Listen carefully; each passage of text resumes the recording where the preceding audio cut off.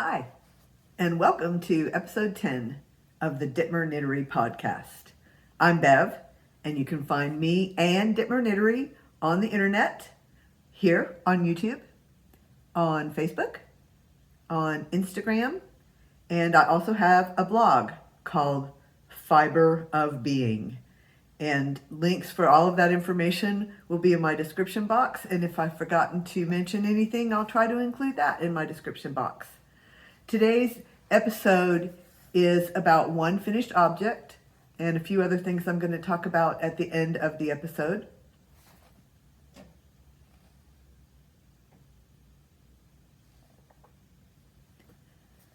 But most of this episode is going to be about the Mexico beach bag that I made for Marieanne of the Crochet Clogger. Marieanne of the Crochet Clogger asked me to make her a bag, and I did, and she's received it.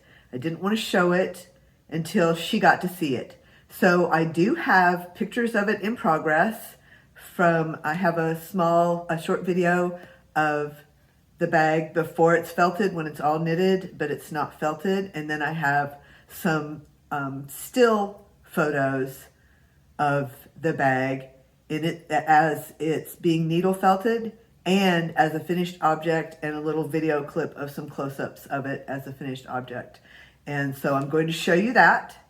I will say that I'm not a photographer. I used to be very concerned about that and worry about color and framing and other things that I don't even know to worry about because I'm not a photographer, but I try not to worry about that anymore. Like, I used to worry about it to the point that I didn't show my work in photographs because I was so concerned about the quality of the photographs. And then I realized I can show photographs of my work or not, and I do the best I can. So I do have some editing software that I've been playing with. So I'm going to insert this clip at the beginning, and then I'm going to play the video and show the still shots of the Mexico beach bag. Thank you so much, Marieanne. And then I'll talk a little bit more at the end. See you in a few minutes. So the bag is completely knit.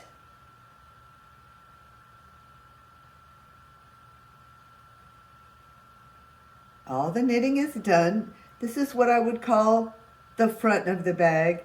This is the side of the bag that will get embellishment once the bag has been hot water felted, and that would be the next thing I'm going to do, is hot water felt it. And that's why I wanted you to see it at this time, is it's going to change quite a lot in the next stage of its creation. This is what I would call the back of the bag, just because so it looks like the front because it has the flap on it. So this is the other side of the bag, and this will probably not have embellishment on it.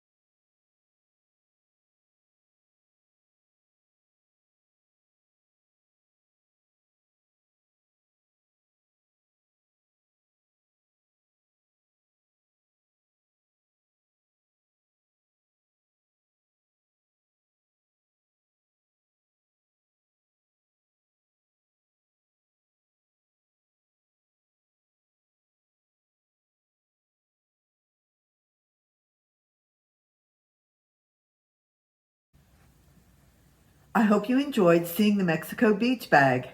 I know I enjoyed making it. Thank you so much, Marieanne, for sharing your idea. You communicated it so well that I had a great time making this bag, and I deeply appreciate you showing it and saying how much you liked it. Thank you so, so very much. And if you'd like to see more of the bag, my viewers, if you would like to see more of the bag, the Crochet Clogger did show a video of the unboxing. I don't know if that's correct to show it, call it the unboxing of her receiving her happy mail that had the bag in it and her opening the box. I'll have a link in that. I'll have a link to that. Need to slow down. I'll have a link to that, to the Crochet Clogger, in my description box. And you can find some more pictures and information about the Mexico beach bag and other bags I make on Dittmer Knittery's Facebook, Dittmer Knittery's Instagram. Dittmer Knittery is on Etsy. And I also have a blog, as I mentioned, Fiber of Being. And this week, there will be a blog about the Mexico beach bag and a little story about Marieanne communicating the idea to me and how special that was. So take a look at my blog to learn more about the Mexico beach bag and more about me and the bags I make. So at the end of this podcast, I wanted to talk about other podcasters that I watch and other podcasters that I enjoy. And I mention the same ones often because I do enjoy them so very much, but there's no way possible I could mention all of them that I love and enjoy. There are so many of you who share valuable content about crochet, knit, fiber arts, life, what you read, what you do, your pets, your clogging, your other crafts that you do, Kim the Crafty Nomad with her paper crafts, and Pricilla of Distinctive Crochet, who seems to have no fear and no limits and will try anything. I mentioned Kim the Crafty Nomad, and she partners with Crochet Creations by Christi. I do have it written down here. I have my notebook with me, but I haven't had to look at it very much today. And Kim, the Crafty Nomad, and Crochet Creations by Christi, they collaborate to do a live, hook and stitch live. And I won a prize in December, and I showed the prize, and I talked about it, but I was so excited I didn't properly thank them because I got their name wrong. It's called Hook and Stitch Live. And I'll show you again the pom-pom that I got because I put the pom-pom on my beanie. This is my beanie that I wear when I walk in cold weather, which I don't do very often, so I don't wear the beanie very often. But this is my beanie that I made from, I'm pretty sure this is coffee beans yarn that's been on my shelf for years. I've had the beanie for years. Yes, I've had a lot, been crocheting and knitting for a long time. And it's so fun to say, you know, I bought this yarn to make something. I don't know what I bought the yarn for, but then one day I needed a beanie, so I made one from the yarn. And when I made it, I was living somewhere. I was living in Colorado where it was very cold weather. So at first it got a lot of wear, but now it doesn't get much wear. But now it has this fantastic pom-pom on it, which I think goes with this yarn. So pretty. It's just right. Thank you. Anyway, I was talking about the podcast that I enjoy so much, and I'm going to mention a few, but I also think that I might create a page on my blog where I just put links to podcasts and kind of rotate them in and out, the ones that I'm watching this week or this month. Just because I feel like I can't possibly talk about all of them, and I still want a way to mention you.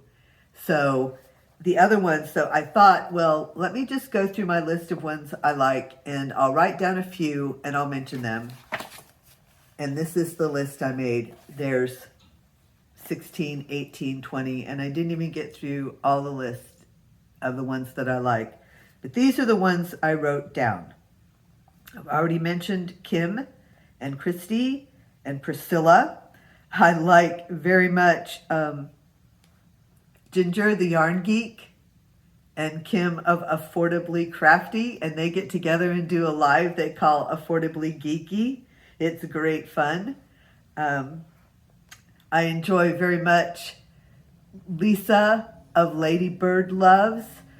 She is so generous with her time, and she comes on live and just spends time with us and talks about us and to us and tries to promote our channels and help us get subscribers, and she's just a lovely person.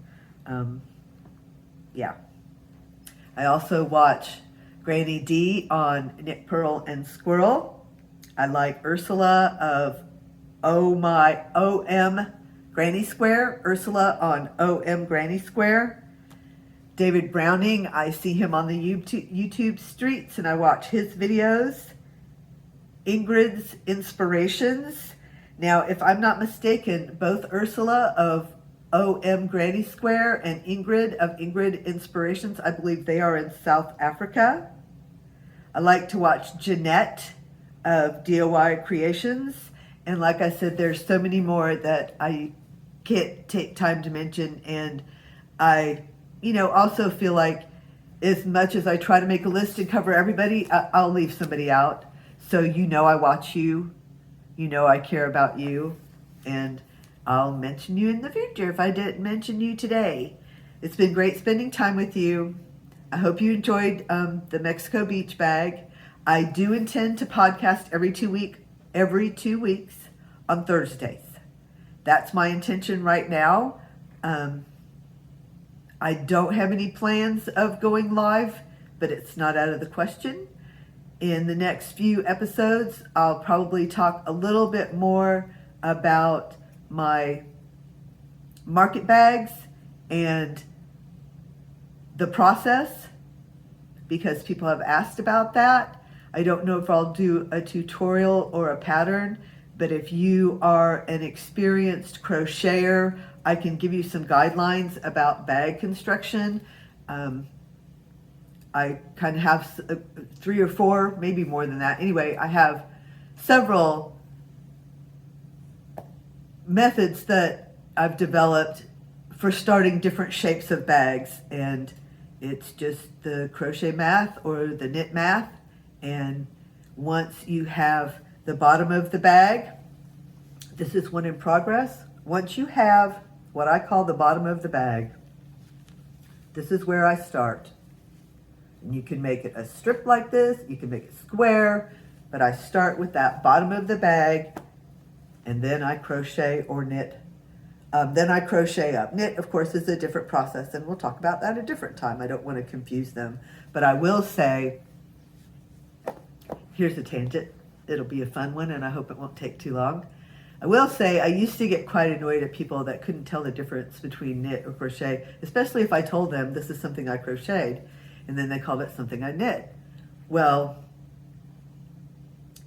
the more I knit and crochet and felt and sew and do all kinds of crafts, the more I call it all knitting. I call it all knitting sometimes, no matter what I'm doing. So if I'm drawing and I'm making a sketch for something I'm going to knit, I might refer to it as knitting. So whatever I'm doing, I might call it knitting, but I'll try to correct myself and get us back on track. Here's Georgia the cat.